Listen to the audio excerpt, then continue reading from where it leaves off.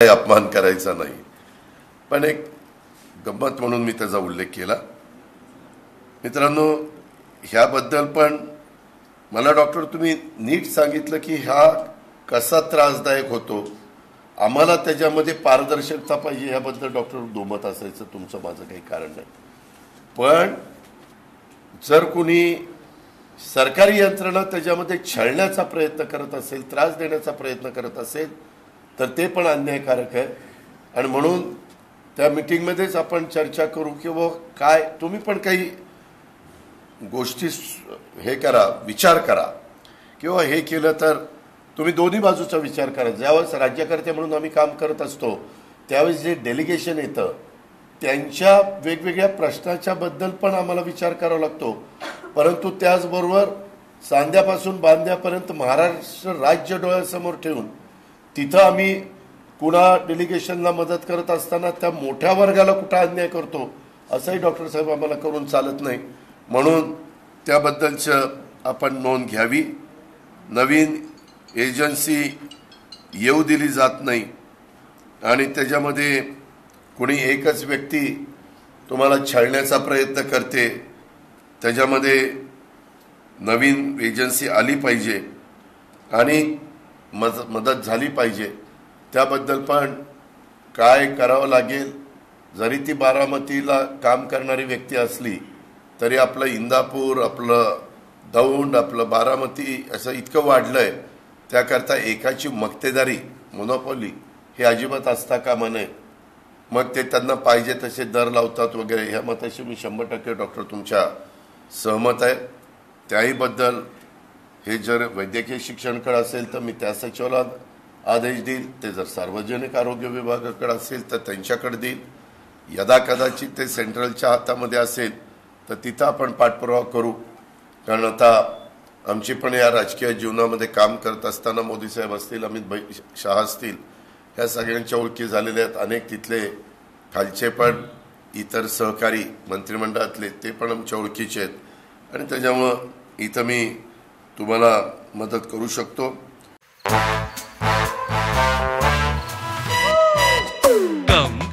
Come my love, please don't say no baby, come my love. V-Guard के air coolers extra large cooling pads के साथ जो अच्छों को ठंडा करे. V-Guard air coolers, long lasting cooling. Bombay nursing home ह्या ऍक्ट जो आहे त्याचं ते नूतनीकरण दर 3 वर्षांनी हे ते पण अन्यायकारक आहे. 3 वर्ष काय बघता बघता होतात आणि पुन्हा तीच कागदपत्र गोळा करायची, तेच सगळं त्रास हा आपल्याला घ्यायचा आणि ते नूतनीकरण करायचं. त्याच्यामध्ये 5 वर्षाकरता का 7 वर्षाच्या करता आपण ते बघू, पण हे निश्चितपणे 3चं आपण वाढून त्या ठिकाणी घेऊ. त्याच्यामध्ये गैरप्रकार पण होत आहेत, ते तुमचं म्हणणं थांबले पाहिजे आणि ती मुदत नूतनीकरणाची वाढवली पाहिजे. हे डॉक्टर आम्हाला सगळ्यांनाच पटण्यासारखं आहे. आणि काय आहे, आपण एकमेकाशी भेटल्यावरच आपल्याला गोष्टी कळतात की काय प्रश्न आहेत, काय अडचणी आहेत. आम्ही तर राज्य सरकारमध्ये काम करत असताना एकनाथराव शिंदे, देवेंद्र फडणवीसजी, मी आणि आमचे सगळे सहकारी मित्र मिळून जास्तीत जास्त लोकाभिमुख निर्णय, परंतु ते कायद्याच्या नियमाच्या चौकटीमध्ये बसणारे आणि त्याच्यातनं कुठंतरी शिस्त राहणारे, त्याच्यातनं कुणावरही अन्याय होणार नाही, त्रास होणार नाही, असा आमचा दृष्टिकोन असतो. पण कधी कधी काही गोष्टी चुकून राहून गेलेल्या असतील, आम्ही पण माणसंच आहोत.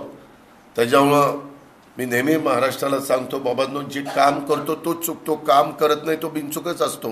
कामच करत नाही तर चुकायचा प्रश्न येईल कुठं.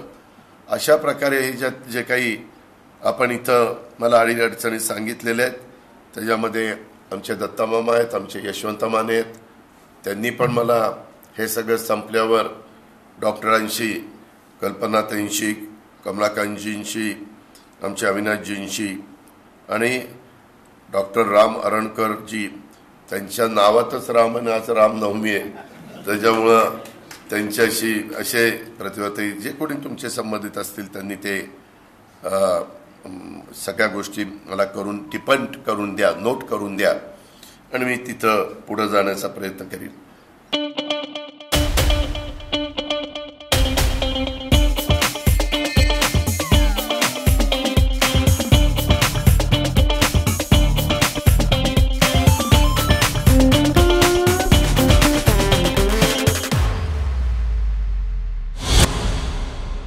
डॉक्टर मगाशी बोलत असताना कल्पना त्यांनी सांगितलं की बाबा बारामतीच्या महिला हॉस्पिटल जे आहे त्याच्याबद्दल त्यांनी थोडं चांगले उद्गार काढले.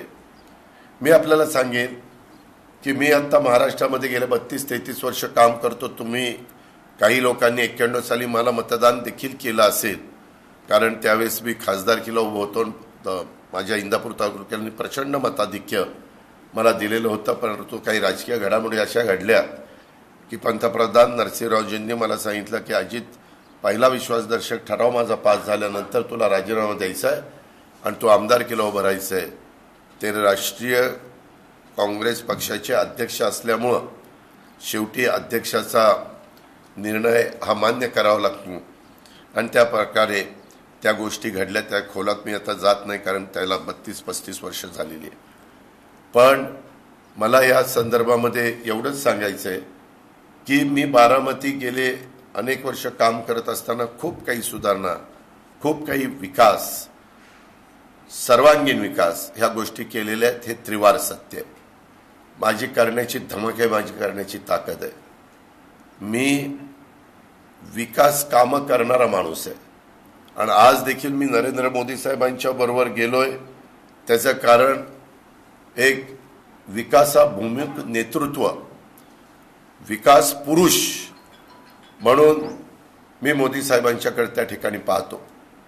माझ्या पण राजकीय जीवनामध्ये अनेक पंतप्रधानांना अलीकडच्या काळामध्ये मी पाहिलेलं आहे, म्हणजे साधारण PV नरसिंहरावजींच्या पासून, कारण तिथं पार्लमेंटमध्येच मी होतो तेव्हापासून आजपर्यंत जे पंतप्रधान ज्यांनी त्यांनी आपापल्या परीनं आपल्या भारताचा एवढा मोठा सगळा भार उचलण्याचं काम केलं. 18 पगड जातीला, 12 बलुतेदारांना सगळ्यांना न्याय देण्याचा प्रयत्न केला.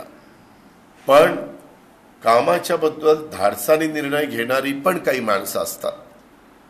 त्याच्यातून तुमच्या माझ्या देशाचा नावलौकिक वाढवणारे पण काही पंतप्रधान असतात. आपल्याकडं आजूबाजूची राष्ट्र वाकड्या नजरेने बघायची, त्यांचाही चोख बंदोबस्त करणारे प्राईम मिनिस्टर असतात.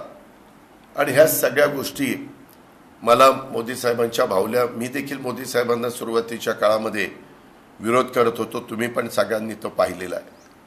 पण डॉक्टर मित्रांनो, असा माणूस सारखा त्या ठिकाणी आपल्याला मिळू शकत नाही.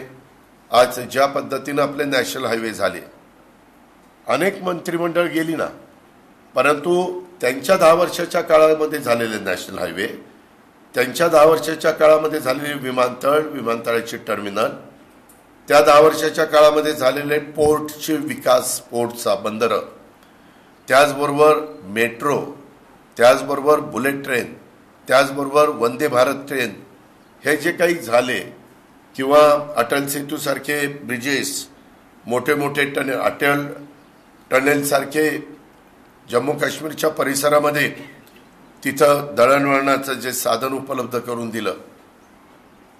मोठ्या प्रमाणावर हवाई वाहतूक ही आपल्याकडे सुरू झाली. असे अर्थव्यवस्था 5व्या क्रमांकावर जगात आपण पोचलो होतो, ती त्यांना 3ऱ्या क्रमांकावर आणायची. अशा खूप काही गोष्टी मी तुम्हाला त्या बाबतीमध्ये सांगू शकेन. विशेषतः आयुष्मान भारत योजना 5 लाखापर्यंत विमा आम्ही पण ते केली राज्यामध्ये, परंतु केंद्राने पण तो करण्याचा निर्णय त्या ठिकाणी घेतलेला आहे. त्याच्या संदर्भात 70 वर्षाच्या वरील वृद्धांना आयुष्मान भारत योजनेचा लाभ देण्याच्या बद्दलचा निर्णय, आणि त्याच्यात इतर खूप काही गोष्टी आहेत की ज्या शेतकऱ्याच्या उपयोगाच्या आहेत, बेरोजगारांच्या व्यवसाय करण्याच्या दृष्टिकोनातून मुद्रा लोनच्या बद्दलचे घेतलेले निर्णय असेल, त्याच्यामध्ये अशा अनेक गोष्टी, 3 कोटी लोकांना घरं देण्याच्या बद्दलचा महत्वाकांक्षी कार्यक्रम असेल, त्याच्यामध्ये तृतीय पंथीयांना देखील आयुष्मान भारत योजनेमध्ये आणण्याच्या बद्दलचा निर्णय आता जाहीरनाम्यामध्ये त्यांनी सांगितलेला असेल, कारण त्या तृतीय पंथींना पण जगण्याचा अधिकार आहे आणि त्यांनाही मदत त्या ठिकाणी झाली पाहिजे. आणि अशा प्रकारे खूप काही गोष्टी नवीन पण त्यांना करायच्यात. परवा 90 वर्ष रिझर्व्ह बँक ऑफ इंडियाला झाली, त्यावेळेस ते मुंबईला एक कार्यक्रम झाला, ते होते प्राईम मिनिस्टर होते, मी होतो, देवेंद्रजी होते, CM होते, त्याच्यामध्ये निर्मला सीतारामन होत्या, RBI गव्हर्नर होते. त्यावेळेस पण एवढा महत्त्वाचा क्राऊड समोर बसलेला होता. मुकेश अंबानी, महिंद्रा सगळे टॉपचे इंडस्ट्रीज तिथं बसलेले होते. आपल्या आर्थिक क्षेत्रातले सगळे मान्यवर बसलेले होते. आणि त्यावेळेस पण त्यांनी सांगितलं की मी तिसऱ्यांदा पंतप्रधान पदाची शपथ घेणार आहे आणि ती झाल्या मला पहिल्या 100 दिवसामध्ये आणखीन काही महत्त्वाच्या गोष्टी करायच्या. कधी 10 वर्षामध्ये कुठली सुट्टी घेतली नाही, कधी दिवाळीला कुठं बाहेर गेले असं झालेलं नाही. जवानांना जाऊन भेटणं, त्यांच्या दिवाळी साजरी करणं, अशा सगळ्या गोष्टी आपण पाहिल्या. ठीक आहे, मतांतर असू शकतं, वैचारिक भूमिका वेगवेगळी अनेकांची असू शकते. बाबासाहेब आंबेडकरांनी संविधानाच्या माध्यमातून तो अधिकार तुम्हाला मला सगळ्यांना दिलेला आहे. त्याचा वापर आपल्या भारतातली सगळी जनता करते. पण वैद्यकीय क्षेत्रातल्या मान्यवरांनो, एक त्रयस्थ भारतीय नागरिक म्हणून तुम्हाला एका बाजूला नरेंद्र मोदी साहेब यांचा चेहरा प्राईम मिनिस्टर म्हणून, दुसऱ्या बाजूला आज कुठलाही चेहरा नाही तरी धरू आपण राहुल गांधी म्हणून त्या प्राईम मिनिस्टरचे उमेदवार म्हणून. काय परिस्थिती आहे, काय आत्तापर्यंत त्यांचं वेगवेगळ्या पद्धतीनं जे काम झालं, वेगवेगळ्या पद्धतीनं त्यांनी जी भूमिका मांडली. गेले 500 वर्ष त्याच्यामध्ये रामाचं मंदिर झालेलं नव्हतं, बरेच वर्ष सगळ्या गोष्टी झाल्या, परंतु ते राम मंदिर अनेकांचा एक स्वप्न होतं, ते पूर्ण करण्याचं काम त्यांनी केलं. खूप काही गोष्टी मला सांगण्यासारख्या आहेत. आणि माझी दुसरी विनंती आहे तुम्हाला की मी तुमच्या जिल्ह्याचा पालकमंत्री आहे, मी राज्याचा अर्थमंत्री आहे, मी उपमुख्यमंत्री आहे, आम्ही महायुतीचं सरकार चालवतोय. मी इतके दिवस माझ्या परीनं सगळ्यांना मदत करण्याचा प्रयत्न केला. दत्तामामा असेल, यशवंत माने असतील, त्यांनी पण ज्या ज्या गोष्टी मला सांगितल्या त्या देण्याच्याबद्दल मी यशस्वी होऊ शकलो. मी आत्ताही सरकारमध्ये गेलो, ते कामाकरता सरकारमध्ये गेलो. मी सत्तेला आपापलेला माणूस नाहीये. मी अनेक वर्ष अनेक पदं, मी 5 का 6 वेळेला उपमुख्यमंत्री पद स्वीकारलेली आहेत. माझा रेकॉर्ड मला नाही वाटत कुणी पुढे तोडेल अशा पद्धतीची, कारण 6 वेळेला उपमुख्यमंत्री व्हायला तेवढ्या वेळेला निवडून पण यायला पाहिजे. अलीकडे काम नाही केलं की लोक म्हणतात चला याला बघा पाठवा बाजूला पार्सल आणि दुसऱ्याला घ्या. त्याच्यामुळं मी आपल्याला सगळ्यांना सांगेन की ही उद्याची निवडणूक देशाचं भवितव्य ठरवणारी निवडणूक आहे. 65% भारतीय वासियांना वाटतं की पंतप्रधान नरेंद्र मोदी व्हावेत. आम्ही जो उमेदवार महायुतीचा दिलेला आहे ते नरेंद्र मोदींना पाठिंबा देण्याच्या करता आम्ही तिथं पाठवतोय. त्याच्यामुळं तुम्ही म्हणाल मग तसं झाल्यावर काय होईल. गेल्या 10 वर्षामध्ये मीच आत्ताच्या खासदारांना मतं मागण्याच्या करता यायचो, पण मी बघितलं 10 वर्षामध्ये कुठलंही सेंट्रलचं काम बारामती लोकसभा मतदारसंघामध्ये आलं नाही, माझ्या इंदापूर मतदारसंघामध्ये मंजूर होऊन आलं नाही. कारण सतत जर तुम्ही सत्तेवर असणाऱ्या प्राईम मिनिस्टरवर टीकाच करत बसला तर तुमची कामं कशी होणार, तुमच्या लोकसभा मतदारसंघाला मदत कशी होणार. आणि मी ज्या राज्य सरकारचा प्रतिनिधी आहे तिथं 6 लाख कोटीचं बजेट माझ्या हातामध्ये आणि दरवर्षी 10% वाढ होते. एवढ्यामध्ये आम्ही आता या सगळ्या सुधारणा करतोय. स्टँडर्ड ऑफ लिव्हिंग वाढलेलं आहे. आपल्या इंदापूरमध्ये देखील खूप काही गोष्टी आपल्याला अजून करायच्याच, काही बऱ्याचशा झाल्यात परंतु अजून करायच्यात. त्याच्यामध्ये अजून काही वेगवेगळ्या प्रकारचे हॉस्पिटल, त्याचा उल्लेख मगाशी आमच्या डॉक्टरांनी केला, अविनाशजी पानवडेंनी, त्याबद्दल पण मी त्याच्यात मदत करत शकतो. सेंट्रलच्या पण अनेक योजना आहेत, त्याच्यामध्ये कामगारांच्या करता पण हॉस्पिटल करता खूप मोठा निधी, हजारो कोटी रुपयाचा निधी तिथं आहे. मी मध्ये माझे एक जण ओळखीचे झाले, मी बारामतीमध्ये एक हॉस्पिटल MIDC मध्ये मंजूर करून आणलेलं आहे.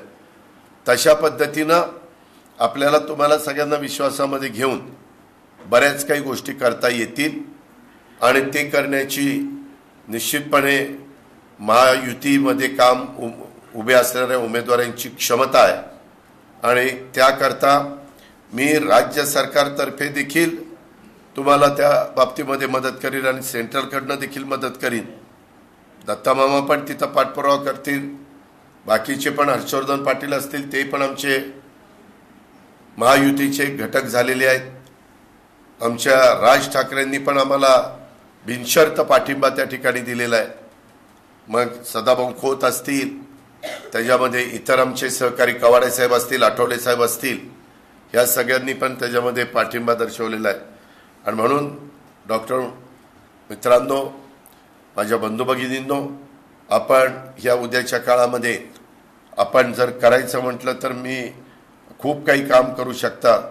येणाऱ्या पेशंटला सहज बोलता बोलता, पेशंट जर माणूस खरं कोणाशी बोलत असेल ते डॉक्टरशी बोलतो, कारण त्याला त्याच्या काय नक्की वेदना होतात ते डॉक्टरला सांगितल्याशिवाय त्याच्यावर उपचार नीट होत नाही.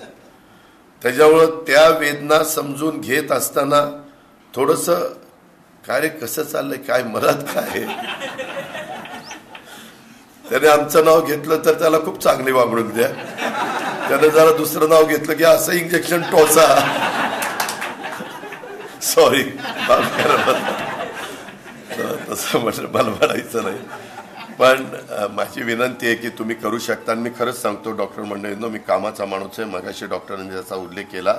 मी असंच बरेच शेटकर बसलो होतो आणि ते बोलता बोलता म्हणाले की दादा, आमचा तो करमाळा आणि इंदापूरला जोडणारा पूल खूप महत्वाचा आहे पण प्रचंड खर्चिक आहे, म्हणून त्याच्यामध्ये कुणी अजून धाडस दाखवलं नाही.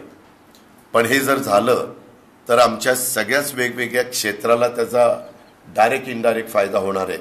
आमची बाजारपेठेला तर चांगल्या पद्धतीनं एक उठाव येईलच, बाजारपेठ आमची गतीनं पुढे जाईल. परंतु आमचे डॉक्टर असतील, आमचे वकील असतील, आमचे आर्किटेक्ट असतील, आमचे CA असतील, सगळेच वेगवेगळ्या ठिकाणी काम करणारे लोक, त्यांना पण त्याचा फायदा होणार आहे. डॉक्टर मित्रांनो, खोटं नाही सांगत, तिथल्या तिथं मी फोन लावला आणि अधिकाऱ्याला सांगितलं की मला ह्याचे प्लॅन एस्टिमेट पाहिजे. 382 कोटी का काहीतरी झालं. माझं अधिवेशन होतं. मी अधिवेशनामध्ये माझ्याकडे ज्यावेळेस फायनल सहीला आलं त्यावेळेस तिथं त्या पुलाचं नाव आणि ती किंमत दिली, टाकून सही केली. मित्रांनो, वाढप्या ओळखीचा असला तर किती वाढता येतं, आणि मी वाढप्या म्हणून आत्ता तुमच्या समोर आहे. तुम्ही मला साथ द्या, मी तुम्हाला साथ देईन. मी शब्दाचा पक्का आहे. मी तुमच्याशी संपर्क ठेवीन. मी जरी इतके दिवस की बाबा ते आता काम करतायत, आपण कशाला मध्ये लुडबुड करायची, मी ज्याला संधी देतो तुम्ही यशवंताला विचारा, कधी मी त्यांनी काम काय असेल ते मला सांगायचं, दत्तानी काम काय असेल ते मला सांगायचं. आणि मला असं वाटलं की हे मी जर त्यांना सुचवलं तर त्यांची लोकप्रियता, त्यांचा एक तिथल्या जनतेच्या मध्ये एक त्यांच्या नावाला अधिक सपोर्ट होईल, तर त्या गोष्टी मी सांगण्याचा प्रयत्न करत असतो. पण बाकीच्या बाबतीत मला लुडबुड करण्याची काही सवय नाही. आणि आता आपला सोलापूर रोड पण पलीकडनं जवळनं गेलाय. बऱ्याच गोष्टी आपल्याला अजून करायच्यात. मी सांगायचं म्हणलं तर वेळ कमी पडेल, पण मी आपल्याला विश्वास देतो की आत्तापर्यंत 10 वर्ष तुम्ही एका खासदारांना निवडून दिलंय. ह्यावेळेस महायुतीच्या खासदाराला तुम्ही 5 वर्षाच्या करता निवडून द्या. इंदापूरच्या वैद्यकीय क्षेत्रातल्या मान्यवरांनो, मी दाव्याने सांगतो, त्यांच्या कारकिर्दीपेक्षा तुम्ही जर महायुतीचा उमेदवार घड्याळाच्या चिन्हावर बटन दाबून निवडून दिला आणि तुमच्या सहकाऱ्यांना पण तुम्ही तशा पद्धतीची विनंती केली आणि त्याच्यात आपण चांगल्या पद्धतीने यशस्वी झालो, तर ही उद्याची 5 वर्षाची कारकीर्द त्या खासदाराची आजपर्यंत अजित पवार सहित जेवढे खासदार होऊन गेले त्याच्यापेक्षा उजवी आणि विकासाची असेल. आणि ते म्हणजे मोदी साहेबांच्या मदतीमुळं, आमच्या महायुतीच्या सरकारच्या मदतीमुळं. ह्याबद्दलची पण ग्वाही मी आपल्याला सगळ्यांना देतो. मग पाण्याचे बिण्याचे तर अनेक प्रश्न माझ्या, देवेंद्रजी, एकनाथराव शिंदे, आम्ही ते त्याच्यामध्ये घेतलेले आहेत. सेंट्रलचा पण पैसा त्याच्यामध्ये आणावा लागतो आणि त्याकरता बऱ्याच काही गोष्टी ह्या कराव्या लागतात आणि त्यामध्ये तिथं त्यांना पाठिंबा देणारा खासदार माझ्या शिरूर लोकसभा, माझ्या मावळ लोकसभा, माझ्या बारामती लोकसभा, माझ्या पुणे लोकसभा ह्या भागातनं गेले तर निवडून गेले तर तिथं एक चांगला पुणे जिल्ह्याला पण फायदा झाल्याशिवाय राहणार नाही हीच खात्री मला आपल्याला सगळ्यांना द्यायची होती आणि म्हणून जातीचा, पातीचा, नात्याचा, गोत्याचा विचार न करता माझ्या वैद्यकीय क्षेत्रातल्या मान्यवरांनो, ही निवडणूक भावकीची किंवा गावकीची निवडणूक नाही, ही देशाचं भवितव्य ठरवणारी निवडणूक आहे.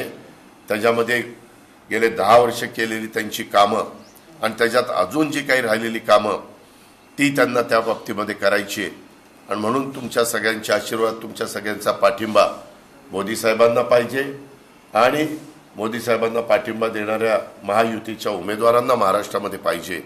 ते आपण सगळ्यांनी करावं एवढं मी आपल्याला सगळ्यांना विनंती करतो. आपण सगळेजण रामनवमीच्या दिवशी देखील सकाळी सकाळी आला. तुम्हाला तर 8:30ला सांगितलेलं होतं, त्याच्यावर मला पण एक ऑकवर्ड झालं की तुम्ही 8:30ला आला आणि मी 9ला आलो. मी फार वेळेला महत्त्व देणारा एक कार्यकर्ता आहे. मी अजिबात वेळ इकडं तिकडं चुकून देत नाही. पण तुम्हाला भेटता आलं. आमच्या वेगवेगळ्या मान्यवरांचे पण डॉक्टर कल्पनाताई असतील, डॉक्टर अविनाशराव असतील, इतर पण आमच्या सहकाऱ्यांचे विचार मला या निमित्तानं ऐकता आले. परंतु अनबुडेजी आपल्याला त्याकरता पाठपुरावा, बोरकाटेजी आपण एकत्र काम केलेलं आहे, तुम्हाला पण त्याच्यामध्ये ते सगळं मला व्यवस्थितपणे टिप्पण करून द्यावं लागेल. कारण ते मला दिलं तर मी त्या अधिकाऱ्यांना सांगेल की मी आचारसंहिता संपल्यानंतर ह्या विषयावर मीटिंग लावणार आहे, तुम्ही तुमची तयारी करा. म्हणजे पुन्हा तिथनं पुढं सुरुवात नको, ते तयारी करून त्या मीटिंगला बसतील आणि आपल्याला निर्णय एक एक एक एक झटपट त्या ठिकाणी घेता येतील. तुम्ही पण बघाल की तो निर्णय घेण्याच्या बाबतीत अजित पवारचा कसा हातखंडा आहे आणि त्याचा अनुभव पण तुम्हाला येईल. आणि पुढं पण मी संपर्क ठेवीन. उद्याच्याला लोकसभेचा खासदार निवडून गेल्यानंतर महिन्याला मी इथं आढावा बैठकीच्या निमित्तानं सगळ्या अधिकाऱ्यांना बोलून सगळे बघते, कलेक्टर असतील, SP असतील, CO असतील, प्रोटोकॉलप्रमाणे आम्ही बोलवल्यानंतर त्यांना यावं लागतं. परंतु तिकडचाही त्रास होता कामा नये म्हणून शनिवारी वगैरे अशी मीटिंग घेतली तर कुणालाच अडचण येणार नाही आणि मग आपल्याला अधिक गती त्या बाबतीमध्ये जे स्थानिक प्रश्न असतील ते तिथल्या तिथं निर्णय, जे जिल्ह्याचे असतील ते जिल्ह्यातल्या अधिकाऱ्यांना सांगून, जे राज्याचे असतील ते राज्याला आम्ही देवेंद्रजी, मी आणि एकनाथराव तिथं, आणि जे लोकसभेचे असतील ते लोकसभेचा तुम्ही त्या बाबतीतला महायुतीचा उमेदवार निवडून दिला तर त्या उमेदवाराच्या वतीनं त्यांच्यातर्फे अशा पद्धतीनं आपण कामाचे हे करू, कामाची पद्धत ठेवू आणि त्यामध्ये निश्चितपणे माझ्या इंदापूरकरांचा फायदा झाल्याशिवाय नाही, इंदापूर भागामध्ये राहत असणाऱ्या सर्व घटकाचा फायदा झाल्याशिवाय राहणार नाही, ह्याबद्दलची खात्री मी आपल्याला देतो. आपण इथं सगळेजण उपस्थित राहिला आणि माझे 2 शब्द आपण ऐकून घेतले त्याबद्दल मी आपल्याला मनापासून धन्यवाद देतो, आपले मनापासून आभार मानतो. इतर पण काही मल्टी स्पेशालिटी हॉस्पिटल किंवा काही उभं करायचं म्हटलं तर तेही मला त्या ठिकाणी करता येतं. तुम्ही मला सांगा कशा पद्धतीनं करायचं. मी ते तुम्ही फारच आमच्या महिला हॉस्पिटलवर भाळला तर तशा पद्धतीनं महिला हॉस्पिटल पण मी तुम्हाला इथं देऊ शकतो. मी खोटं नाही सांगत. 6.5 लाख कोटीमध्ये हे 382 कोटीचा पूल दिला, हा ते सांगायचं राहिलं. त्याच्यामध्ये काल काहीतरी ते दुसरीकडे गेले, त्यांनी घर बदललं. पण मी म्हणलं का हो, आता तुमच्याकरता मी व्यापाऱ्यांना फायदा होण्याकरता कधी कुणाची एवढा मोठा धाडसी निर्णय घेतला नाही. नाही दादा, ते केलं तुम्ही बरोबर आहे, त्यांचा फायदा आमचा होणारच आहे.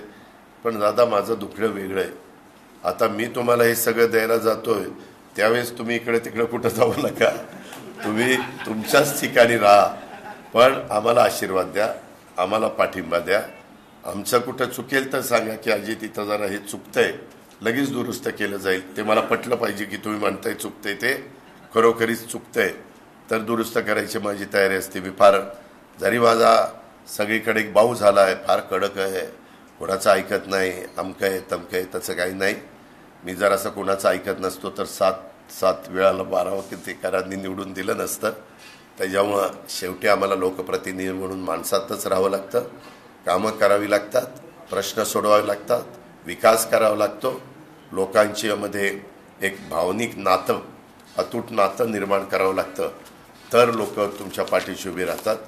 तशा पद्धतीनं मी तुम्हाला पण मदत करीन याबद्दलची ग्वाही देतो आणि आपल्या सगळ्यांची रजा घेतो. जय हिंद, जय महाराष्ट्र.